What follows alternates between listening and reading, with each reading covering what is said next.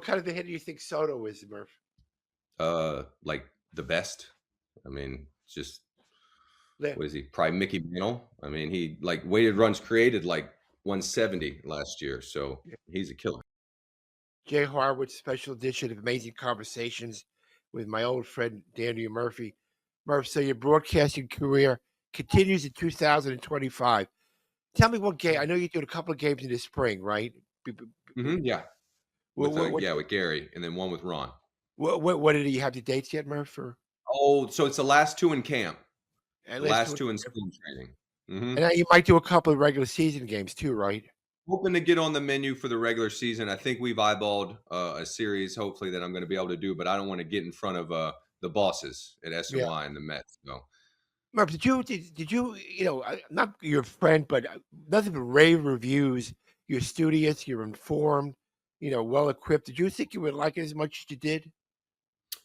doing the booth, Yeah, I think, I was uncertain how I was gonna enjoy it, but once we got in there and with Gary, Keith, and Ron, it ends up just being baseball talk, and, like, they've been doing it for so long, and also it's cool to hear from their generation in the '80s in relation to the one I played in, and just talking ball back and forth, like, Keith and I are talking hitting and what he's looking for, and then I really enjoyed, Ron's perspective from the pitching side of, like, what he would notice with batters in certain situations, and, with Ron, is a different game then. Like he was somewhat expected to finish what he started in some capacity.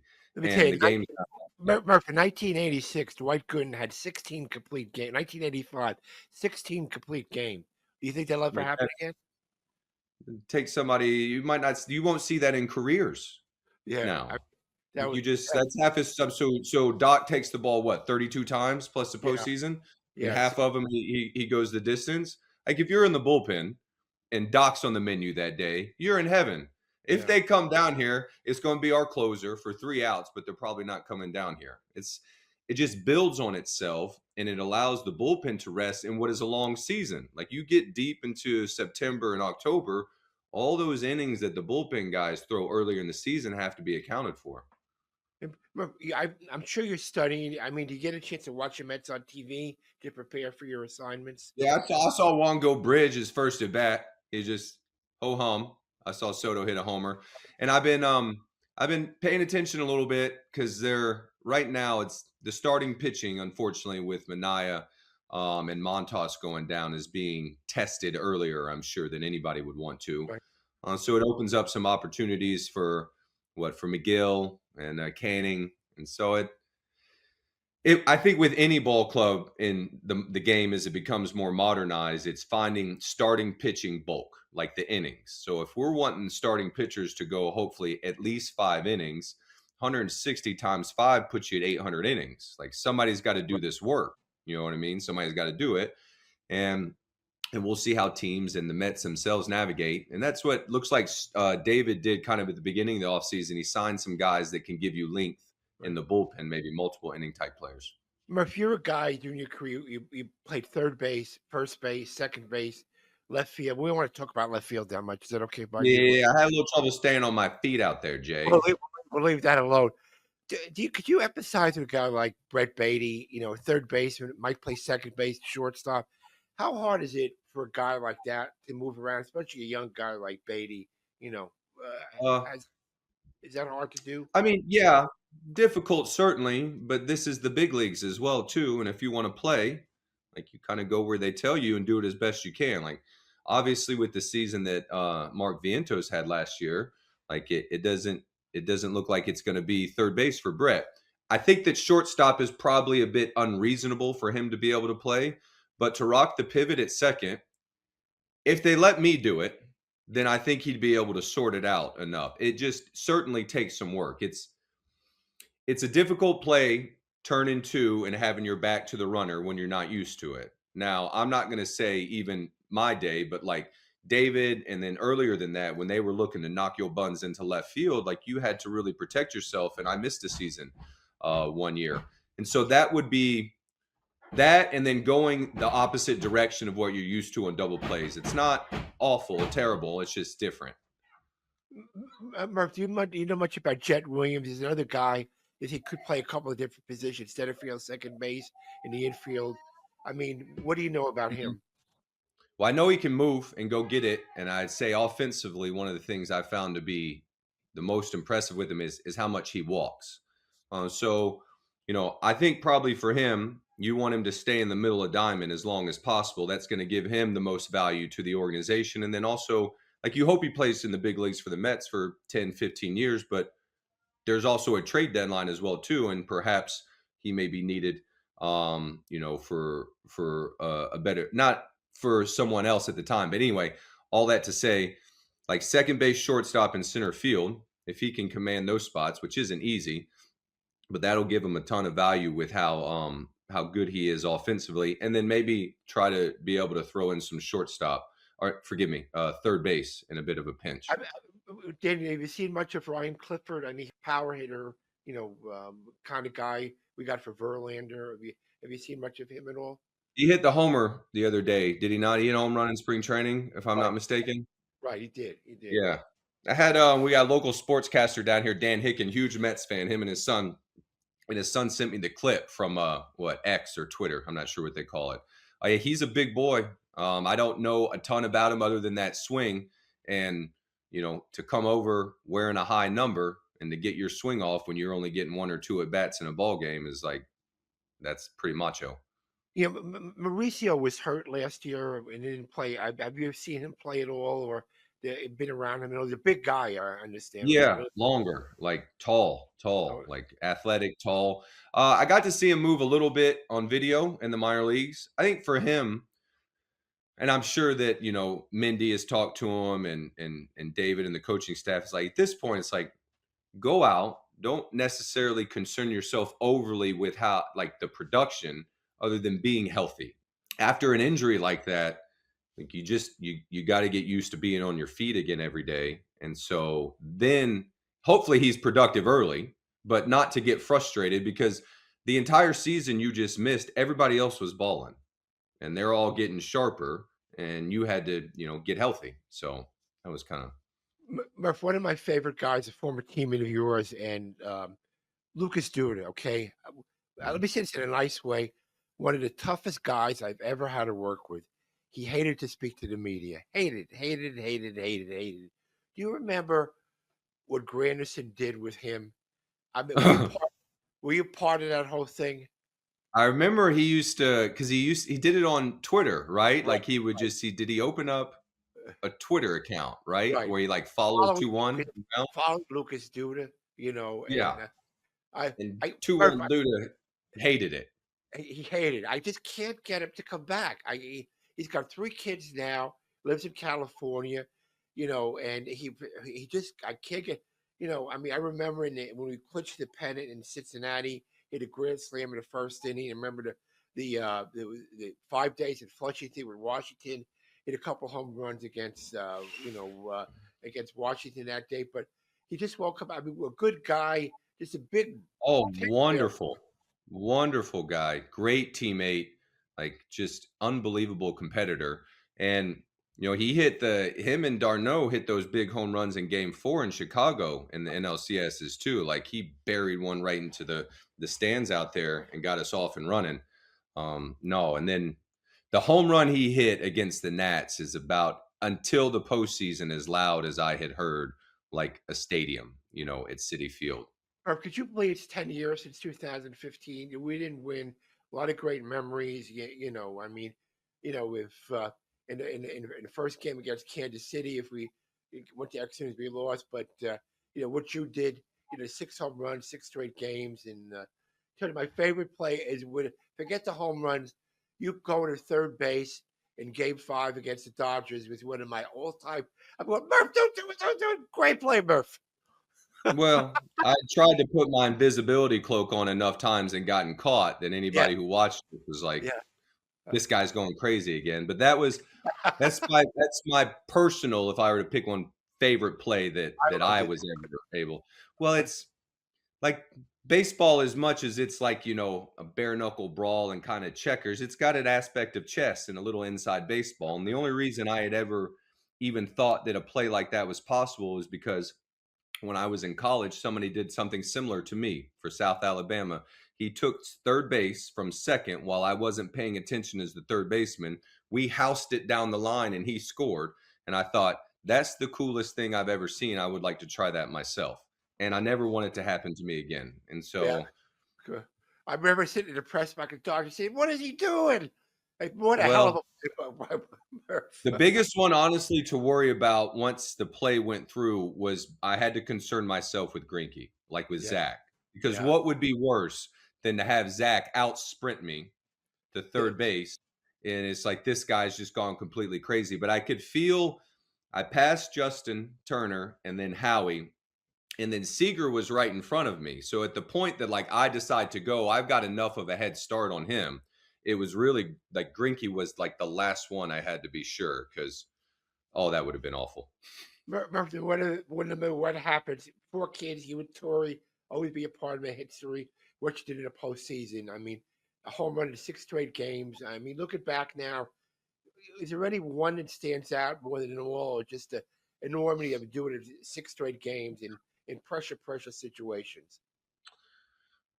I would say maybe the one that felt like the best. I wouldn't like not the biggest one necessarily, and I could somebody else get it, but like the ball that I hit off of Kyle Hendricks that was like kind of almost up and away is maybe the cleanest hit I've ever felt almost in my entire life. Like it felt like I hit a big, huge draw off of a golf tee box. And like when it came off my bat, I was like, oh my goodness, like that thing's out of here.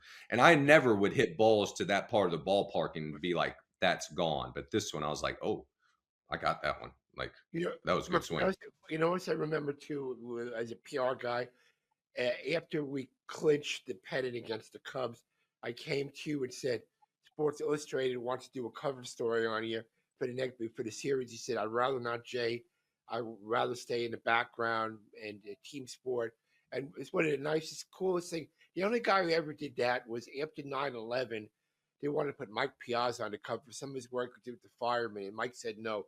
Do you remember with our conversation? Murphy, you got to do it. You got to do it. You got to do it. No, I don't want to do it, Jay. And I respect you for not doing it.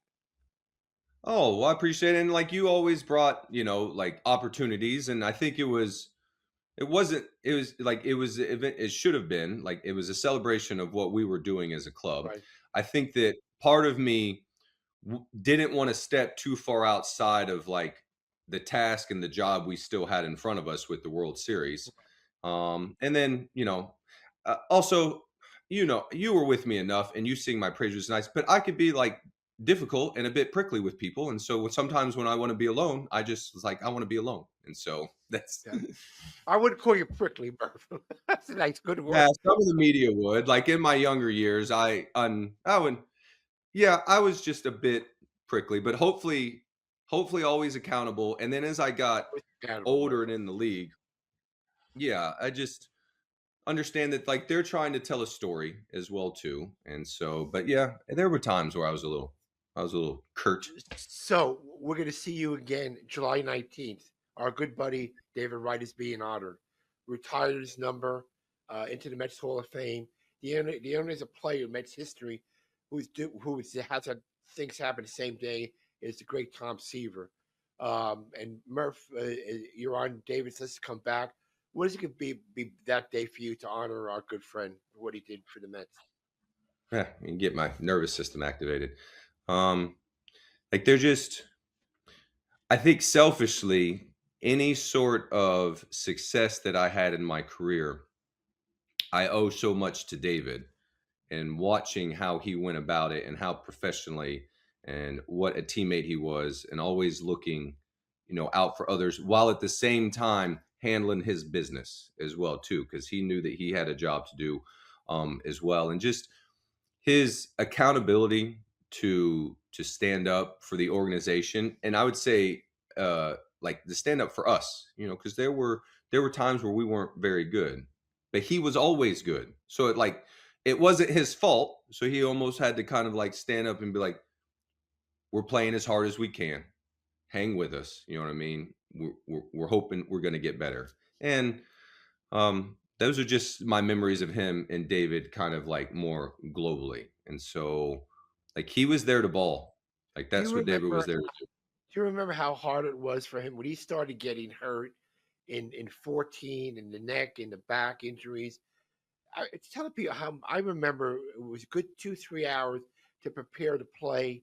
You remember him, grunting and groaning in the weight room just to be able to play that night? Do you remember that kind of stuff, Daniel? Yeah. I mean, like his rehab in 15, just to even to come back and go on that run was like he'd have to get to the ballpark, 11:30 in the morning and just to get ready for a 7 o'clock game. And so if you understand that this is a game and children love to play it, but also that extra 3 or 4 hours that he is basically having to pay attention to the game that night at 7, it's grueling when you do it every single day because at 11 o'clock, I might just be waking up or finishing my breakfast. I haven't even thought about heading into the ballpark. And David has already started his workday because that's the only way he's going to be able to be on the menu that night. And then there are other instances where I have seen David so banged up that it'd be tough to describe to someone the pain I know he was in, and he was still posting every single day. So And that was I would even earlier. take it back to August of 2015. One of my fondest memories of David. We get to Philadelphia at 3 4 o'clock in the morning. Um, go up the stairs. There's David Wright in full uniform handing out Yeah. warm chocolate chip cookies. I had two of them, Murph. Oh, I always grab the cookies from was the Weston, right? If I'm not Yeah, mistaken. yeah. Yeah, always. I grabbed as many as I could think I could get away with without And getting that called a night, chunker. Probably and by David.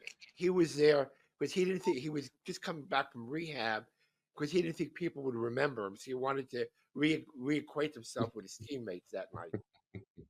And Well, tongue in cheek, it just though goes to show you, and it's a peak because I felt that as well. When you're down rehabbing, you're not forgotten, but it's difficult to feel as much in the fight with the boys just because you're right. not there every single night. But we Listen, always knew he was in the fight with us, and David knew how to touch each one of us and get a hold of us to let us know that he was watching and he was there with us, even if he wasn't there so the physically. next night, we play a Friday night game in Philadelphia. I was in Terry Collins' office that day, and David said, "Listen, Skip, you don't have to play me. I haven't played in a while. You guys are doing good. I could sit, bat me 6 or 7." Terry said, "You're batting fourth, home run to left field his first time up that Friday night." Yeah, in the upper deck, like it Up was there. like way up there, way up there. That was well, like who gets their captain is a trade deadline acquisition type. I mean, was like a jolt, an absolute jolt, to get him back, and there he was the whole rest of the season, posting like Murph, you he knew was. because of the situation. You played more games at third base and more games at second base than anybody that year because of David's in and out. So we had you Oh, rebate okay, Kelly Johnson, Wilmer Flores. yeah, What? all of them. Because like TC brought us in, it was kind of like we got Kelly Johnson's coming in, Uribe. So yeah, I guess I turned into like a defensively deficient Swiss Army knife that year. Played a little You know, second, play a little third. you remember about Uribe. Listen, I know you're a big fantasy football guy. You remember Uribe in the locker room? He hated when we had the football games on TV. This is baseball Yeah, season. you're right. Yeah, He always wanted baseball on. He yeah, didn't understand that part of us, like us Americans. Like the football was our escape, like yeah. just like fantasy and all of it. Like we love our football. He did. He always wanted baseball on. He was a And good teammate. yeah, he made a lot of good contributions. Him and So Kelly Johnson, they were great. yeah, what do you think? Get back to your broadcasting. Could this be? I know how old is he? Your youngest kid now, youngest child. So 2 is our youngest boy. So we go 2, 7, 9, 10, almost 11. Yeah. So 9, 10. Yeah. So could you see doing this more than a couple of games a year, or you want to play it by year? Wait till the kids grow up a little bit more. I I've mean, kind of I've taken the opportunities from SNY as they've come, and it's worked out that it's like they've, asked for spring training and then one kind of series last year. And so, as they come, if it works out with our schedule, I don't want to say no, I don't want to leave home for like a long time. I like being here. Like we do baseball practice, I do school pickup, like Mr. Mom. So this part I do like, but I am gonna, if they'll have me, try to do, a couple series if it'll work out. And you still do some local radio, right? You still doing that, Murph, for Jacksonville Yeah, radio? I get a chance to do a local radio show here on Wednesdays. I head in. It's called The Drill. It's Dan Hicken and Jeff Prosser. And Hicken's a huge Mets fan. Grew up in New York. His boys are big Mets fans, and so he was up there Game 4 of the DS when Francisco Lindor hit that home run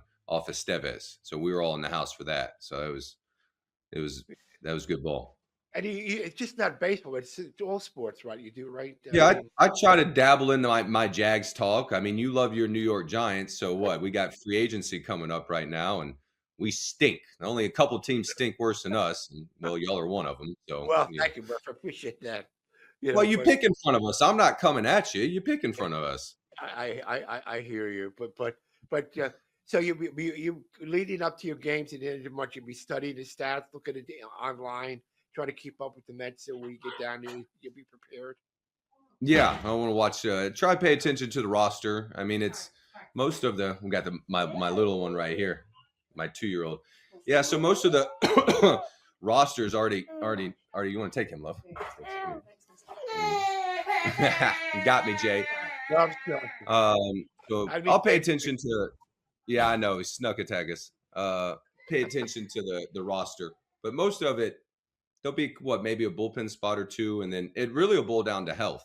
I mean, honestly, yeah. who ends up going north? What kind of a hitter do you think Soto is, Murph? Like the best. I mean, just La- what is he? Probably Mickey Mantle. I mean, he like weighted runs created like 170 last year, so he's a killer. Last question. You have Lindor, Alfonso, Alvarez, Soto. How would you align the top Nimmo? I don't know if you're the manager. I don't want to put you against Carlos, but how would you, if you were the manager, how would you align the top four? Oh yeah, it's what every manager wants to hear. Their player. Uh, like so Francisco, Soto for me, and then it feels like. Well, I mean, it feels like, and then I feel like you want to go right-handed, so your options are Alonso and Vientos. I get the sense that it would probably be Alonso first, Nemo, and then Vientos, and then you get down to what McNeil. So, and then there's center fielder, catcher, DH, somewhere in there. So Pretty, that's probably pretty the first good, five-ish or so. pretty good lineup. It's pretty good lineup. Yes, deep, like deep, and get you the opportunity platoon advantage where you can't just kind of stack up a right-handed or left-handed pitcher somewhere. Like Lindor being switch and Soto's matchup proof. Um, like deep lineup. Hey, Danny, I appreciate the time. Regards to Tori, and I hope you get up to New York to do a game, and stay in touch, and an honor to be your friend for a long, long, long time, kid. Well, I appreciate it, Jay. Thanks for having me on. Thanks, man. Appreciate you, my friend. Yeah. Bye. Bye. Thanks. Cheers. Bye.